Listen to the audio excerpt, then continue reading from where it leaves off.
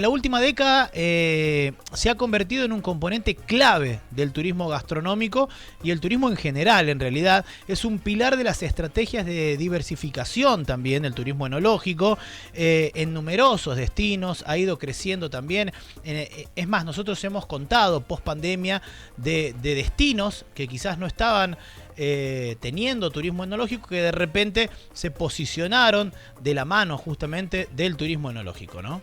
Para Neruda el vino era primavera y alegría, y algo así también es para el turismo, tal cual como lo viene diciendo Augusto.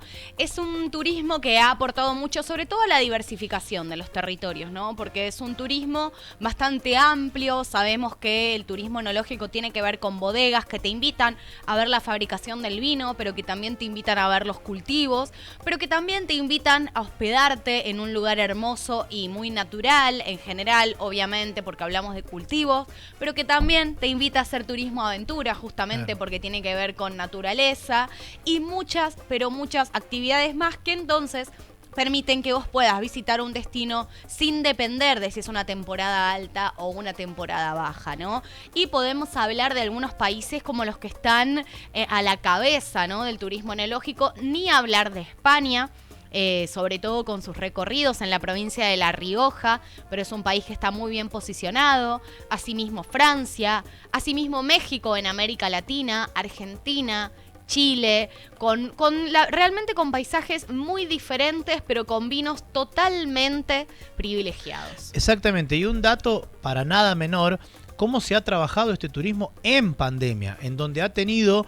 Y si no me equivoco, nosotros lo hemos contado muchas veces en el programa, ha sido el único turismo que ha tenido un crecimiento en época de pandemia, porque también esta emergencia sanitaria, la elección de crecientes destinos nacionales, ha logrado que, por ejemplo, las rutas enográficas se consoliden como una opción notable. ¿Por qué?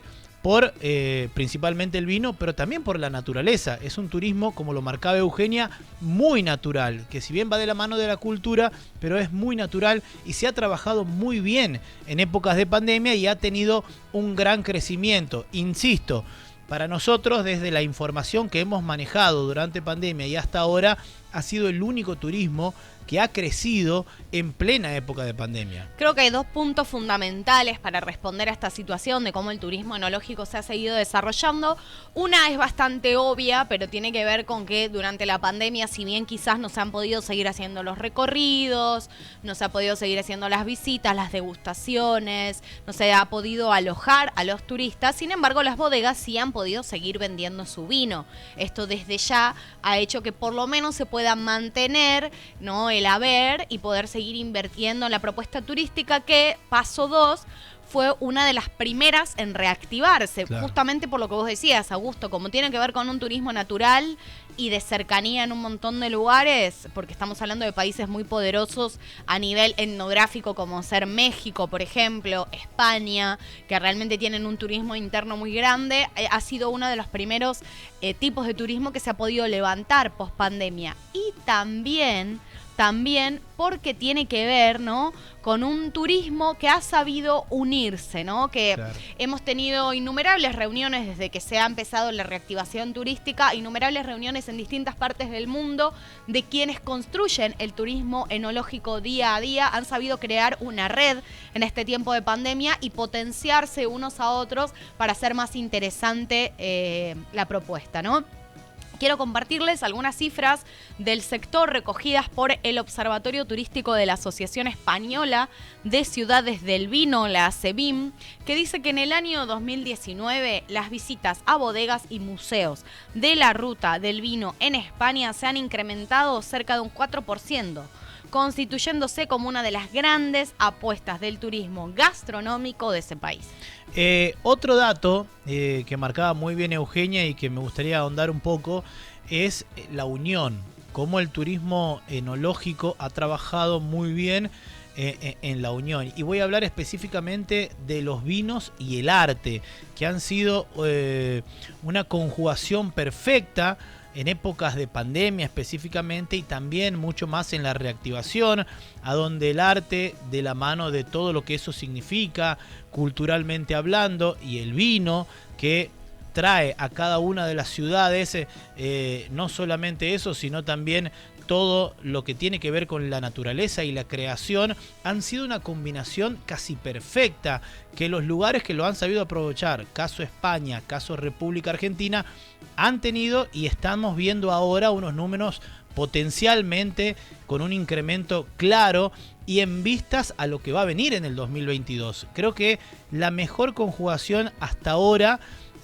ha sido la del vino y el arte, claramente. Bueno, justamente hablando de eso, los invito a que hagamos un viaje imaginario, nos vayamos a Andalucía y nos vayamos a una de las bodegas más importantes de esta región, que hablamos de los vinos de Jerez del Gran Vejez, ¿no? Que es esta bodega andaluza que nos propone, bueno, en los vinos de Jerez de vejez calificada se distinguen los BOS y los BORS. Estas siglas corresponden a, por un lado, Vinum Optimum Signatum, que es el vino seleccionado como óptimo, por otro lado, el Very Old Sherry, y a Vinum Optimum Rare Signatum, que es el vino seleccionado como óptimo y excepcional, y por último el Very Old Rare.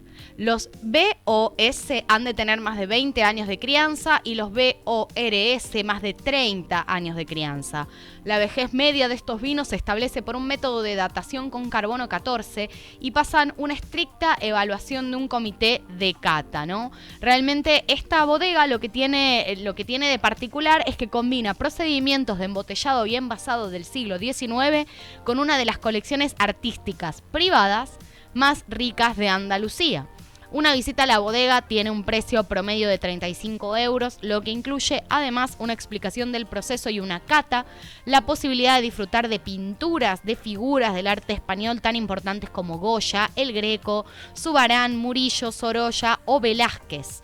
Es imprescindible mirar al norte de España si se habla de arquitectura, concretamente la frontera entre La Rioja y Álava, dado que este territorio cuenta en apenas unos kilómetros a la redonda con 3 de las bodegas más admiradas en este aspecto, ¿no? Aquí se une también la arquitectura. Claro. Es impresionante la diversificación de la propuesta, ¿no?